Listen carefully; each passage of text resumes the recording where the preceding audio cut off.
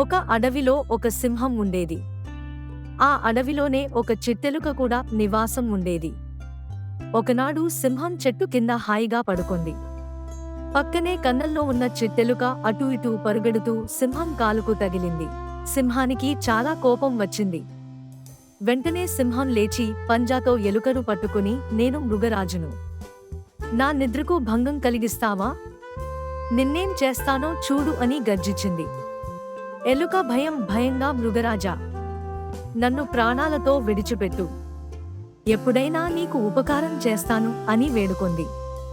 చిట్టెలుక మాటలకు సింహం పెద్దగా నవ్వి, నేను ఈ అడవి జంతువులకు రాజును, నీవు నాకు సహాయం చేస్తావా? నా వేలెడంత లేవు, నీతో నాకేం పని, అయినా జాలితో వదిలేస్తున్నాను, బ్రతుకు పో అని వదిలేసింది. బ్రతుకు జీవుడా అనుకుని చిట్టెలుక పారిపోయింది. కొన్నాళ్లు గడిచాయి.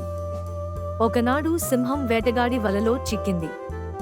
నన్ను కాపాడేవాళ్లే లేరా అని సింహం దుఃఖించింది.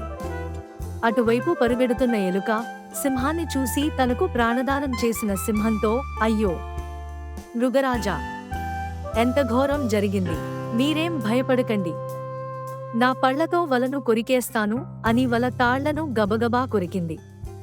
సింహం వల నుండి బయటకు వచ్చి చిట్టెలుకను చూసి సిగ్గుపడి, నేను నిన్ను నా వేలెడంత లేవని దూషించాను, అయినా నీవు నా ప్రాణాన్ని రక్షించావు, నన్ను క్షమించు అన్నది. ఆనాటి నుండి సింహం, చిట్టెలుక స్నేహంగా జీవించాయి.